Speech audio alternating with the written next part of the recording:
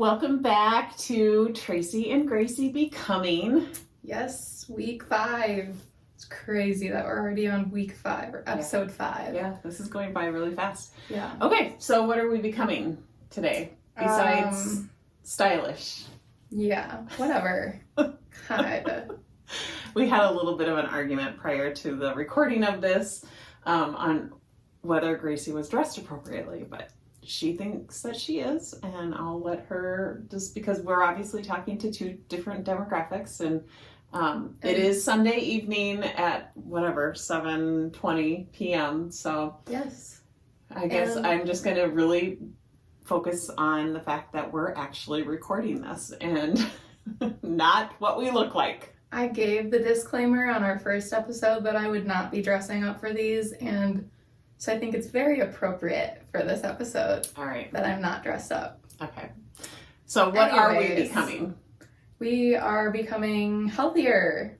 Healthier. Yes. Yes, which is kind of ironic because I have not been feeling very good this past week, mentally and physically. So we will give you both sides of the spectrum on that and kind of dive into how I notice when my body is starting to shut down on me, but how it's very obvious to me because when I am taking care of myself, my body feels 100% different. So yeah, and I think we need that contrast, you know, kind of sorting and sifting through life and being okay with the ups and the downs gives us the context for what it feels like when you're feeling good. And so, you know, anytime you have kind of unwanted feelings, uncomfortable feelings, spending a little bit of time, I know people don't want to spend a lot of time there, but spending a little time there to really understand what it feels like will have you noticing it, will have you recognizing it so much more quickly. yeah. And that's to your advantage, right? You don't, if you're not feeling good, you want to know that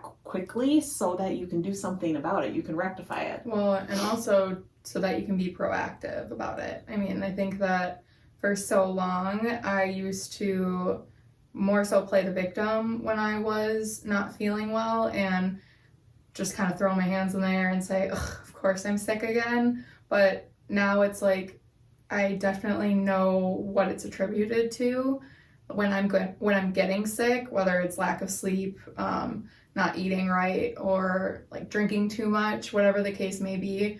I definitely know ahead of time when I'm starting to get sick because of those indicators, which I think is so important. Yeah, you know, it's always good to kind of think about what's interfering, like what's interfering from me being the healthiest I can be. And I think if you think like that, if you kind of get curious, it's going to be a lot easier to find, and you're going to actually like be motivated to find the source versus being motivated to like treat symptoms. Right. So if you're thinking in the context of what's interfering from me being my healthiest, you're going to look at things like sleep. You're going to look at maybe your nutrition or your diet. Like Gracie said, you know, there's toxic chemicals that we are exposed to intentionally and unintentionally, right? So there's all these different things that you can be looking at and kind of assessing to better understand why you aren't feeling good, or why you aren't able to lose weight, or why you aren't sleeping, you know, well. So I think that's one of the big takeaways is be thinking about your health very comprehensively. I think health is more than just your physical health. A lot of people will measure their health based on a number on a scale. I would say it's so much more than that. You've got to be looking at your, you know, emotional health, your mental health, your metabolic health. We teach all of our clients how to monitor their blood glucose, and you can do that in a number of different ways. I wear a continuous glucose monitor that gives me kind of a closed loop look at how my blood glucose is in relation to stress, in relation to what it is that I eat. So I can really see kind of that bigger picture. Whereas, some people who take their blood glucose, like with a finger prick, that's more of like a snapshot in time. And it's very informative, but I want to better understand like what increases my blood glucose, what decreases, like exercise. For me, exercise decreases my blood glucose, but that's not the same for everybody. So, and it's excessive amounts of exercise probably that decreases it. Yeah. Actually, not for me. For me, it's just like even like a little 20-minute walk will drop my blood glucose. So, and I do find that to be true for a lot of our clients.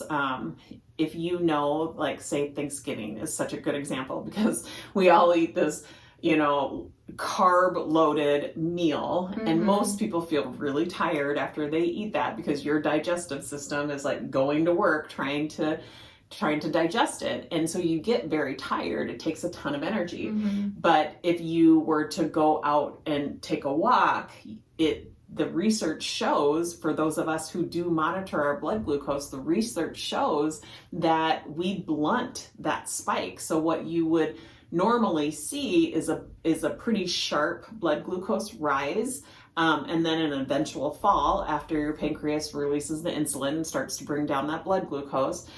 But it takes a lot of time. And so what you want to do is you want to decrease the amount of time of that spike, and you want to limit how high that spike goes. And moderate forms of exercise will blunt those spikes. So, there's tons of research on really paying attention to your metabolic health, really paying attention to your insulin sensitivity or insulin resistance, because it really is at the heart of so many chronic illnesses and diseases, inflammation. So like if you're somebody that really has like the achy joints, really monitoring your blood glucose is a good idea. So, there's lots of ways to measure your health. There's lots of ways in all aspects, whether it's your mental health, whether it's your metabolic health, physical health, emotional health. But I would say that's a big takeaway. Make sure that you are measuring. Look at the data.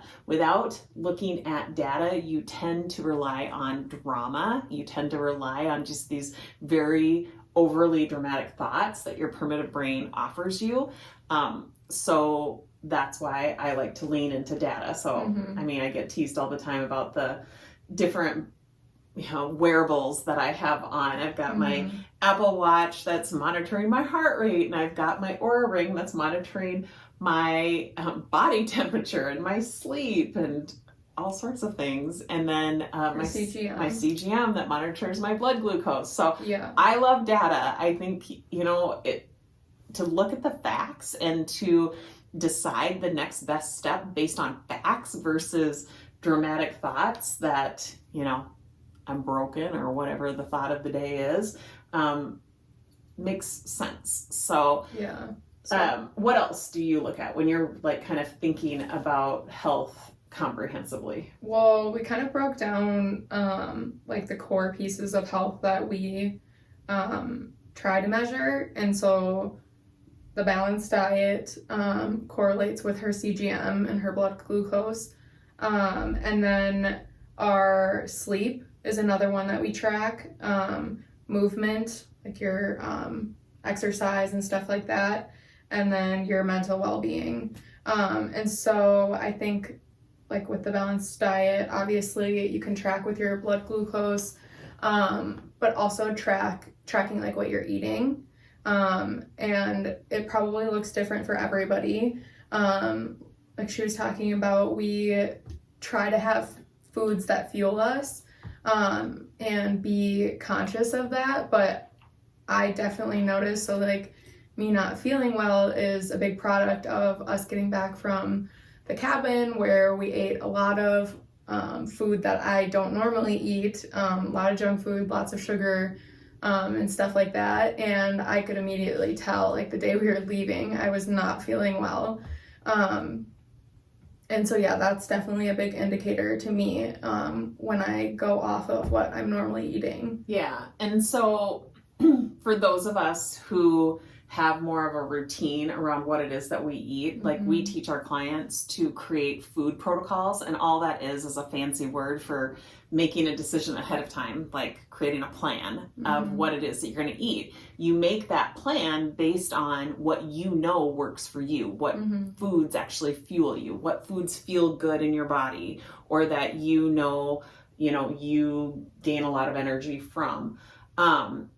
But it's kind of interesting because when you're on vacation or you have a weekend or a holiday, a lot of people choose to go off of protocol or not make a decision ahead of time, just to kind of wing it and be spontaneous. And that's fine. It's just kind of know what you're signing yourself up for and be ready for those consequences. So right. Gracie's consequences are pretty extreme. She's always had a little bit of a kind of a compromised immune system, and she gets sick with strep throats easily, and just if she gets run down, she gets sick. And so, but I also think that nutrition is a contributor to that, because you're a pretty healthy eater, and this last weekend we definitely were not eating that healthy. Yeah, and I think that something to be said is that everybody's diet should look different, and it should be customized to what fuels them and what feels good to them,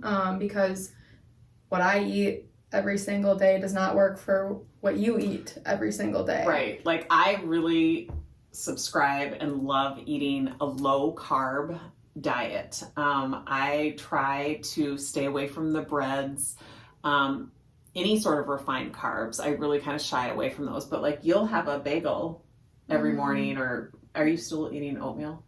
No. Oh, okay. Well, bagels are one thing that definitely I never eat. Yeah. But I'll have bread like wherever. Her program is low carbs, and so I did try it for a while, but it's also not sustainable for me. Like, I definitely wasn't reacting the way that you react to carbs. Yeah. And so it works better for me to leave it in my diet and be able to enjoy it minimally, not all the time, but still enjoy it when I want to, rather than not having it and then like overloading on it other times. Yeah. So now I have more of a balanced diet for myself that I enjoy, and it fuels me. Yeah. And works for me. Yeah. Is there anything about your diet that you think is a little like unconventional, maybe a little bit outside of the norm? My dinosaur chicken nuggets. That is definitely outside the norm. Yeah. I'm like, oh, she makes like a salad every single day, but she will make dino nuggets to top the salad with. I'm like, oh boy. They're so good. Yeah, that's kind of unconventional. Yeah. Well, I was thinking more along the lines of like high fat, or some people are vegetarian, some people are, lactose intolerant, or they're no dairy. So is there anything? I would say I'm just moderate on everything, probably. Yeah, that's and awesome. Then low sugar for the most part. Yeah. And my carbs aren't crazy, but I do have them. Yeah. And I would say you probably eat more vegetables than the average Joe, because she does a lot of salads, which is amazing. Yeah. Okay, so the only other thing I think is worth saying, or worth talking about in regards to protocols, is the time that you put in between your meals, aka fasting. I think a lot of people have, negative connotations. Yeah, I think there are some negative connotations towards fasting, and all it really means is extending the time in between your meals. And so there's lots of different types of fasting. Intermittent fasting is probably the most popular. And we teach our clients to kind of start with that, window while you're sleeping. Look at that. That's usually on average about 8 hours, and really just start to extend it on either end. So either extending it before you go to bed, or extending it, after you wake up, extending that time that you go without food, so that you really give your blood glucose time to kind of bottom out. You really want your blood glucose, your fasting blood glucose, to be between 70 and 90. And you're going to need some, hours to be able to get it there. It needs to be able to use that stored glycogen and a lot of people have months and months and months worth of stored glycogen. It's stored in their muscles, it's stored in their liver. So your body can live on that stored sugar for quite some time. So you want to give it some time to kind of use the stored sugar. And then once it's used that, then it's actually going to turn to the stored body fat as a source of energy. So people who have really good luck losing weight, utilizing some sort of fasting protocol, that's why, is because they have become fat adapted, where their body fat becomes the source of energy. And there is a really great way to do that. There's a healthy way to do that. We don't do super extreme fasting.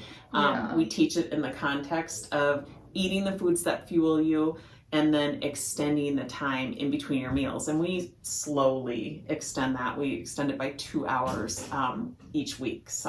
But people that also is customizable to each person. It's not the same for every single person. And some people do shorter fasts daily, and some people like the longer fasts here and there, depending on their goals. What they're trying to get out of fasting. Some people are trying to build muscle, and some people are trying to lose weight, and some people are longevity. Looking at longevity. So, our self-made mind and body program is very customizable. So based on what it is that you want. But when we're talking about nutrition, you have to talk about protocols. All that is making a decision ahead of time about the foods that you're going to eat and the time that you are going to have in between your meals. So for the next thing would be our sleep. That is definitely another core indicator of your health, I would say. And there's lots of different types of sleep. There's REM sleep and deep sleep, and our Oura Rings. Gracie and I both have an Oura Ring that has an app that, the research that Oura does on types of sleep and, which type of sleep is most valuable, and the tracking that it does is absolutely fascinating. And how much time you should be in each stage of sleep, and it tracks that's the best part of the Oura Ring for me. That's what I get most excited about. I check it every single morning.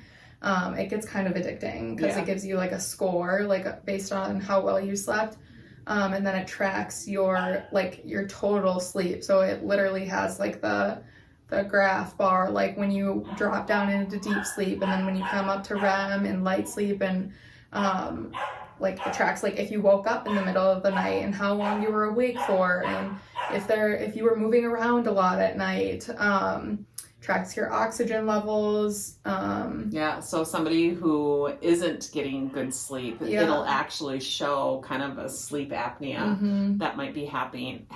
It tracks your latency, so that's just how long it takes you to fall asleep. For me, my average is 2 minutes, which is actually not good.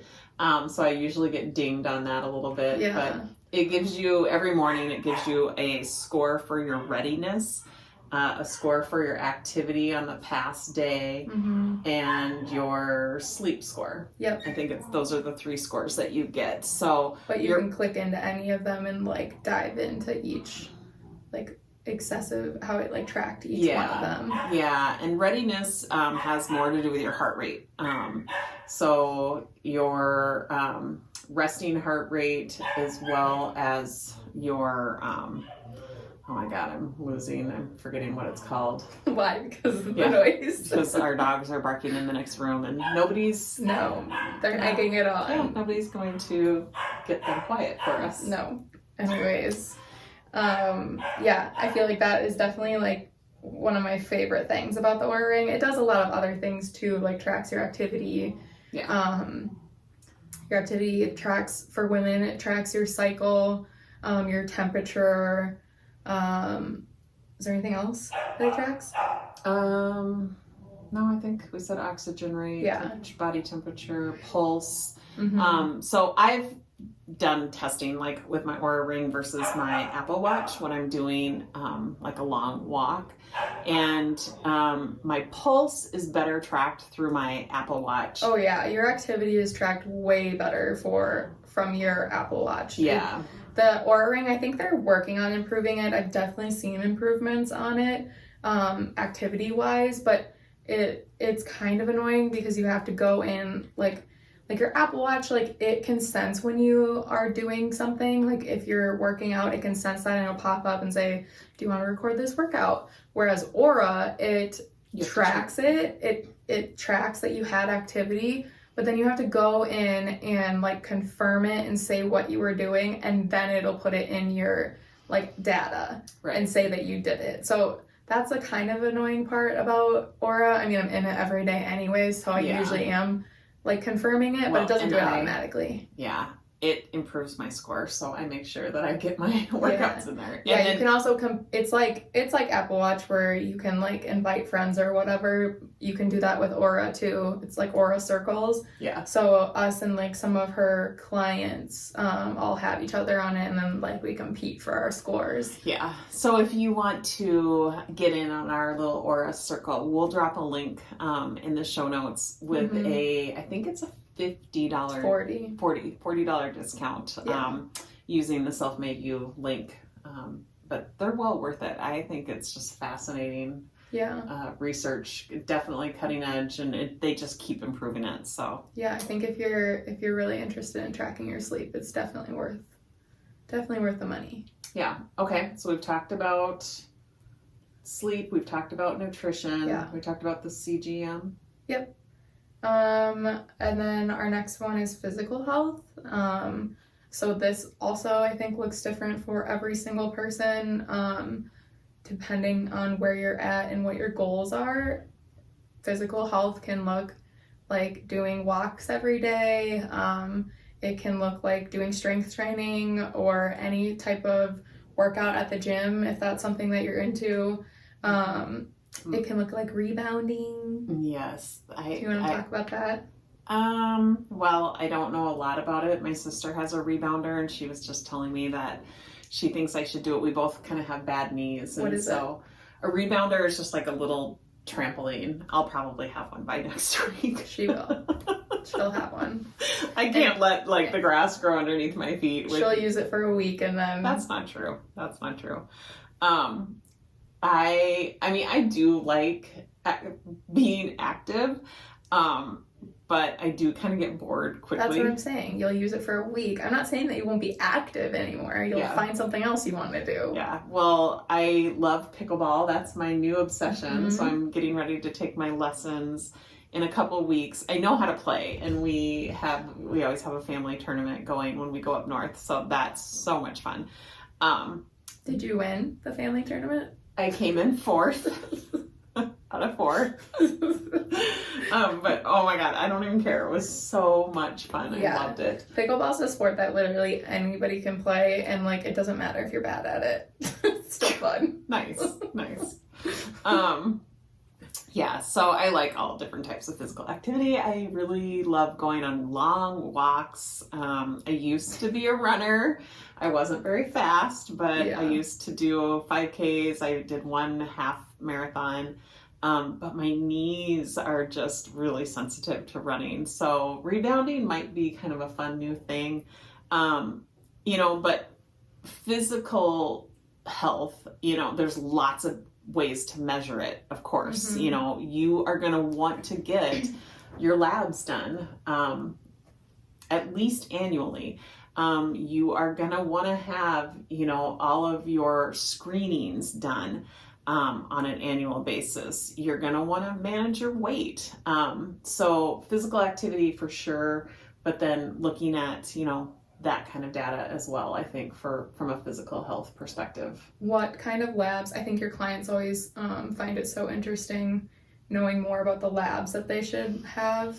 Yeah, so there are kind of the basics that your medical professional, healthcare professional will run. But there are some that I think you should be asking for in addition to those. We'll also put those in the show notes.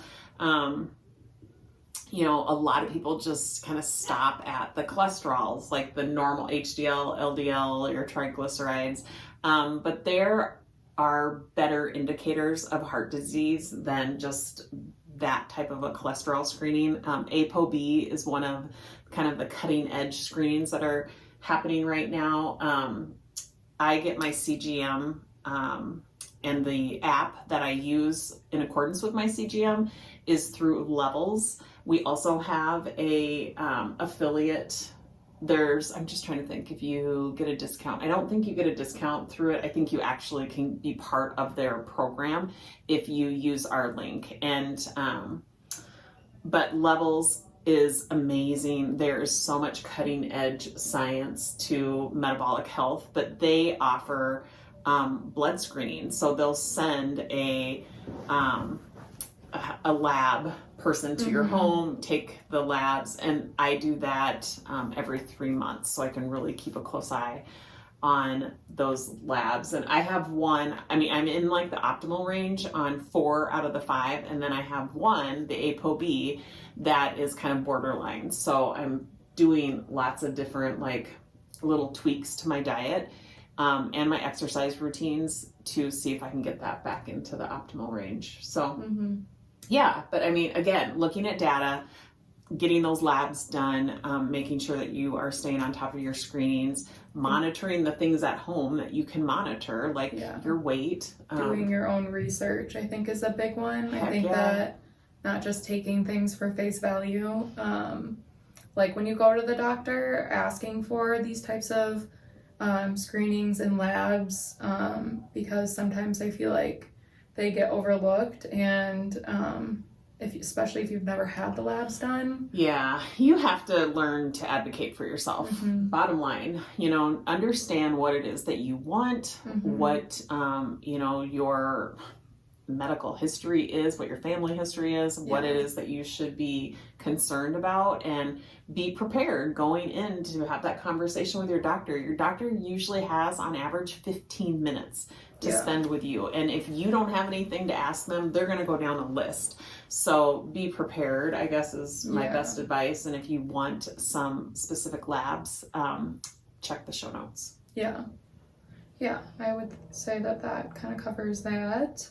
And then mental well-being is a biggie. Well, okay, so that's like my sweet spot. I absolutely cannot stress enough that, your health hinges on, your comprehensive health hinges on your mental health. So making sure that you understand how to control your emotions, how to control your thoughts, how your thoughts and your feelings have a direct influence on the life that you're living, the results, the experiences that you're having, recognizing that kind of control, recognizing, do you have more thoughts that make you feel like a victim, or do you have more thoughts that make you feel empowered? Asking yourself that question every single morning will do wonders for your mental health. But it's really, being present, having a strong sense of, awareness. So we take our clients through so many exercises. We actually have an operating system that's the foundation of everything we teach. It's called the Self-Control Operating System, and the acronym that we use is SELF. It's self, and self-coaching is the foundation of it all. So that's the art of asking yourself questions, better understanding yourself, why you're feeling the way you're feeling. It's super important to know, and not to just live on like default and be operating in a very unintentional way.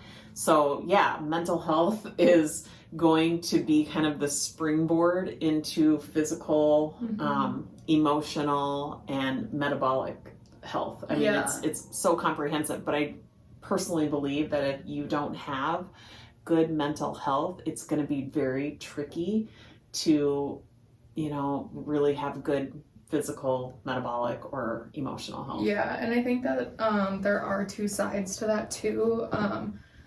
There's definitely areas in your mental health that you can control, like your thoughts and feelings, but there's also areas with mental health that you can't always control.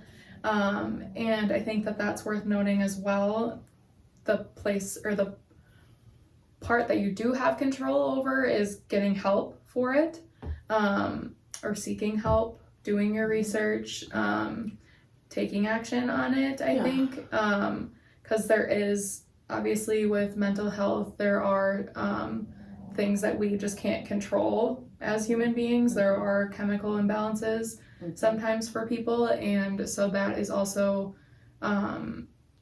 really important to know and to recognize when you need to ask for help. Right. Yeah, that's a great point. Yeah.